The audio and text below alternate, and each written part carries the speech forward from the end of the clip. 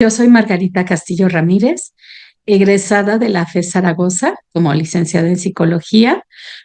Posteriormente hice una especialidad y maestría en psicología sistémica y recientemente una especialidad en terapia de contención. Actualmente trabajo en los servicios de salud pública de la Ciudad de México, en la clínica de especialidades número 5, como encargada de capacitación y enseñanza. Pero he elaborado en el servicio público desde hace más de 15 años. Estuve trabajando en Locatel y después en la línea de medicina a distancia, que era una línea de atención telefónica justo aquí en la Secretaría de Salud. ¿No? Tengo 45 años. Esa información es ultra confidencial, por favor.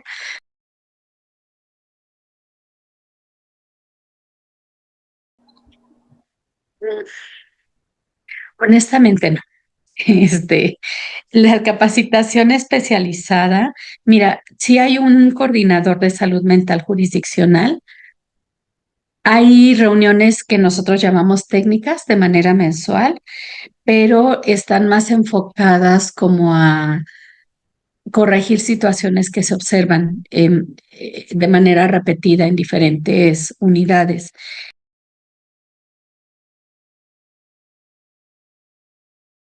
Mucho es el sismo de 2017.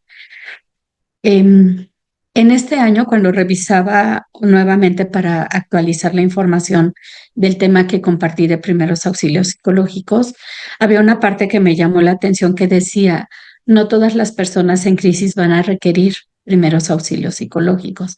Y justo para mí eso fue como muy preciso porque en el sismo nosotros éramos como 4 o 5 psicólogos que en ese momento no servíamos para nada. O sea, realmente la idea que nosotros a veces tenemos es muy equivocada. Esto que a veces en nuestra imaginación podríamos suponer hasta eso. Tampoco las personas que estaban esperando a sus familiares.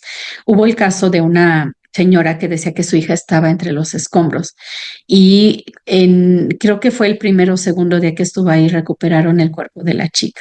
Lo primero que hicieron fue avisarnos a los psicólogos que habían recuperado el cuerpo, que estaba ya muerta la jovencita, y nos dijeron, esténse atentos porque ahorita le van a avisar a la mamá.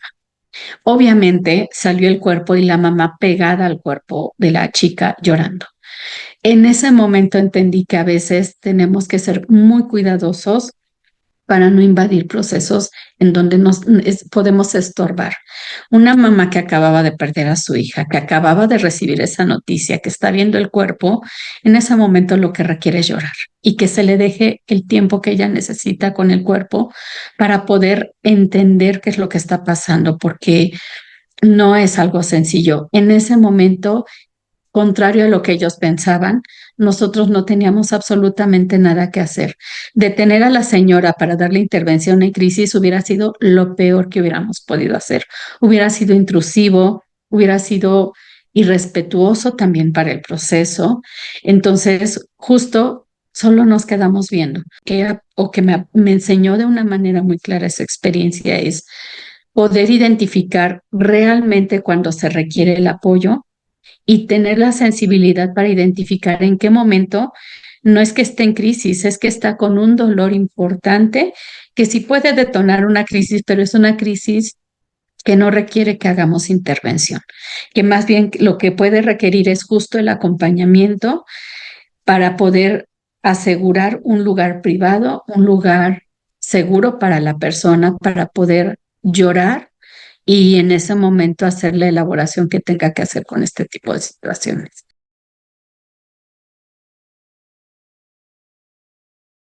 Pues mira, también me acuerdo mucho un caso que no fue laboral, sino en alguna ocasión fue hace como 8 años más o menos, que a mí me impactó mucho. Antes en el transbordo del metro Bellas Artes había unos baños públicos. Un día iba a ver a un amigo, justo pasé, y en el baño estaba en el pasillo por los lavabos una chica llorando y estaba realmente muy alterada. Me acerqué, digo, habitualmente yo no hago esto, como que respeto mucho el espacio, pero ese día ella estaba sola y la vi realmente mal. Me impactó porque las manos las tenía, o sea, estaba teniendo una crisis importante. Tenía las manos deformadas, o sea, las tenía dobladas, pero esta parte como encorvada, totalmente deformes, y estaba ella muy, muy impactada. Em, Me acerqué para ver qué requería. Empezó a hablar conmigo la chica, pero ella estaba también muy espantada por sus manos. Y lo único que me decía era, es que mis manos, ¿qué le pasó a mis manos? ¿No?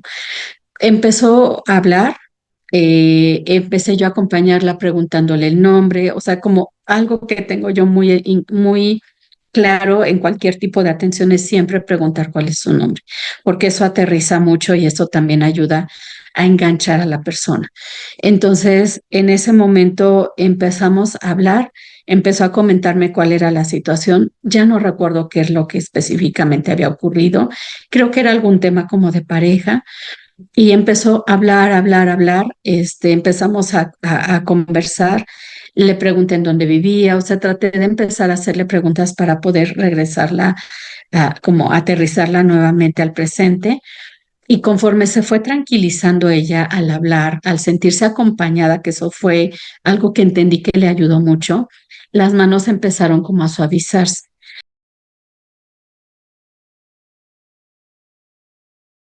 La línea telefónica forma mucho. Sí, una complicación es que no ves a los pacientes, pero agudizas mucho tu escucha y puedes entender incluso los silencios.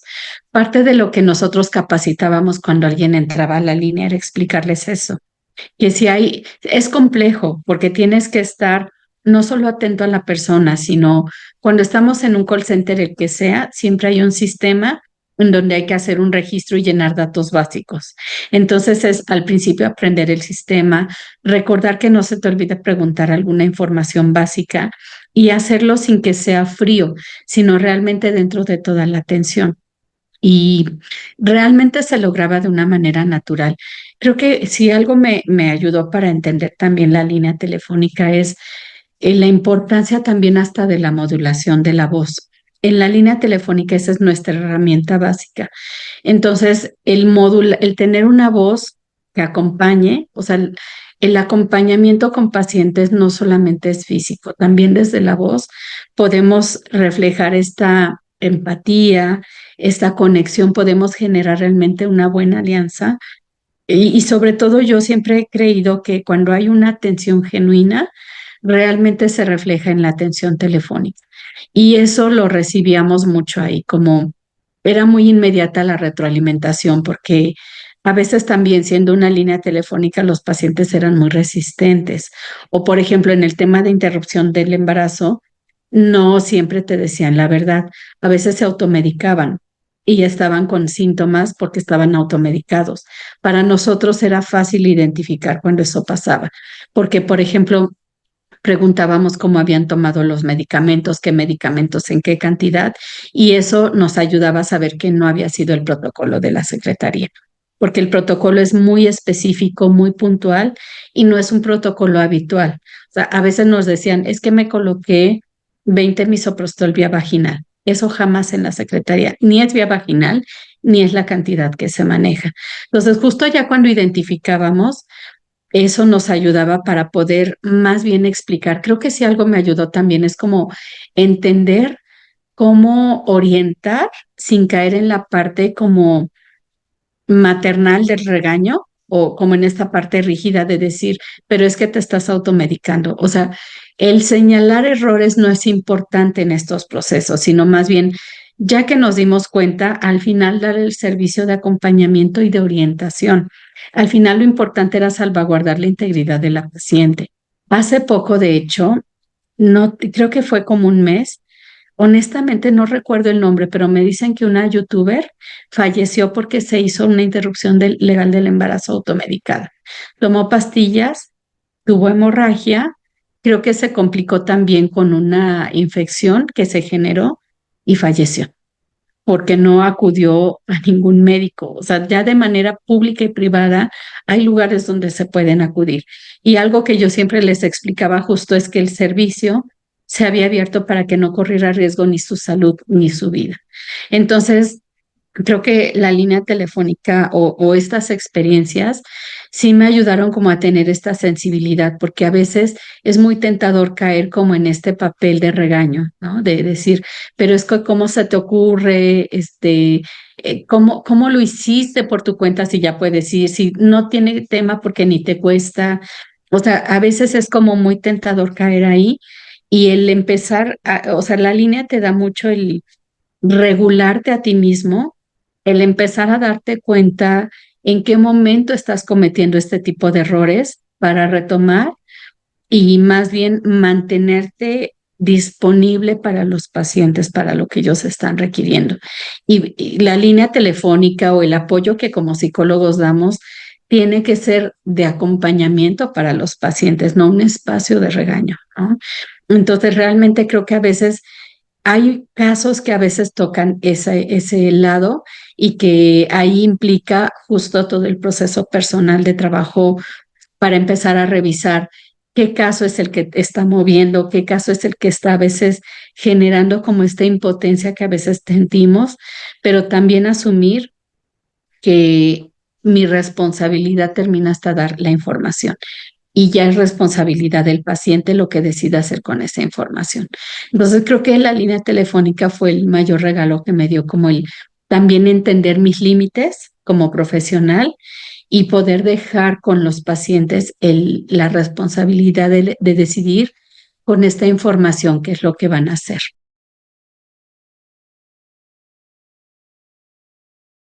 Y las emociones son la mejor herramienta personal que podemos tener y justo en nosotros sí requerimos como esta introspección para ver qué me pasó. Errores vamos a cometer. Claro que a veces se nos va, a veces hay casos donde sí me enganché y donde no tuve el mejor abordaje, pero lo importante de estos errores es ser muy consciente de esto para poder empezar a revisarnos y ver qué fue lo que pasó con este caso. Porque, mira, ni siquiera es que me haya, o sea, en cualquier momento puede pasar. Ya ahora a veces tengo ya más herramientas, por lo menos para contenerme, pero cuando veo que sí me deja algo movido, sí busco identificar qué pasó, ¿no? ¿Qué es lo que está moviendo en mí para poder acomodarlo? Y por eso es por lo que cuando hay cuando tenemos esta visión de dar mejor atención al paciente, es cuando se convierte en una necesidad el acompañamiento terapéutico que nosotros también requiramos tener. O sea, a veces no lo identificamos, a veces no es que no queramos tenerlo, no identificamos una necesidad, pero cada caso o sea, que nos deja preocupados, enojados, que lo traemos en la mente, justo algo está tocando y ahí es en donde requerimos también nosotros empezar a revisarnos. Para mí creo que eso fue algo que me ha ayudado mucho el entender, aunque a veces son vidas complicadas y a veces, aunque los pacientes llegan a terapia, no todos requieren resolver. Algunos simplemente quieren la compañía, la escucha, pero no con una intención de quitarse el malestar o de resolver. Entonces, sí, parte de lo que creo que puede ayudar, como volviendo a regresar a la pregunta de Alejandra, es tener como esta convicción de lo que estamos haciendo y siempre estar pendientes de qué otras herramientas requerimos. Errores vamos a cometer todos, pero lo que hace la diferencia es justo cómo podemos aprender de esos errores sin latigarnos. La culpa no nos sirve para nada, más bien es asumiendo sí, aquí se me fue, aquí me ganó el corazón y la emoción, pero ¿qué puedo hacer con esto? Y para eso busquen su terapeuta, les va a ayudar mucho.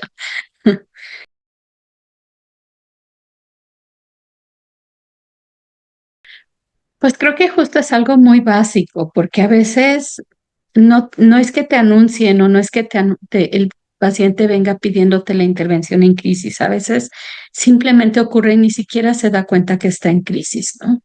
Entonces creo que la intervención en crisis es más bien como una habilidad que efectivamente tendríamos que tener de manera básica, así como nuestro piso firme para cualquier trabajo que vamos a realizar.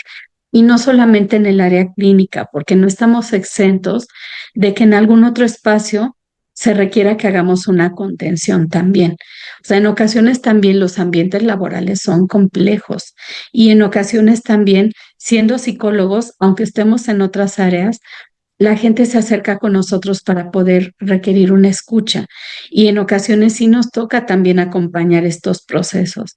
Entonces, a mí me parece que la intervención en crisis es elemental, es así como, yo les digo, como de las herramientas de kinder que cualquier psicólogo tenemos que tener y buscar hacerlo de una manera, o sea, para mí siempre es como de una manera muy sensible, buscar adaptar esa estrategia a tu estilo personal para que tú desde tu estilo acompañes.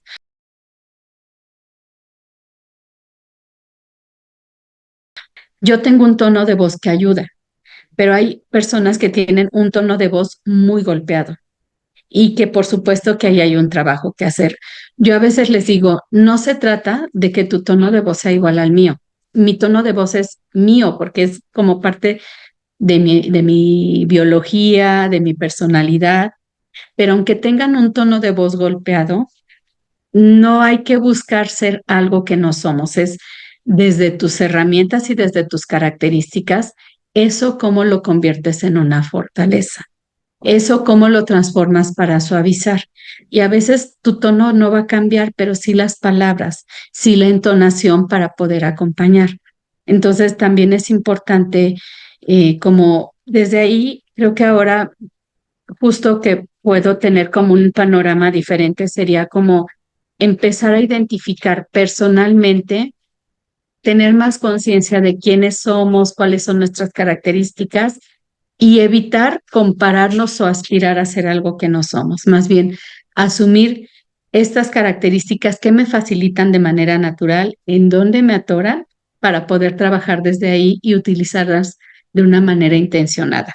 La mejor herramienta que tenemos para intervenir en crisis siempre va a ser nuestra presencia, ya sea telefónica o física, y bueno, en ese momento sí la prioridad se tiene que convertir en la atención que estamos dando. Si estamos dispersos, se nota. Y la persona en ese momento está pasando una situación que requiere nuestro acompañamiento al 100%. Entonces, a mí me parece que justo la intervención en crisis, además de ser algo muy básico para nuestro quehacer en cualquier área, también es algo que eh, como que nos permite también dar este acompañamiento totalmente con entrega en ese momento a lo que se requiere.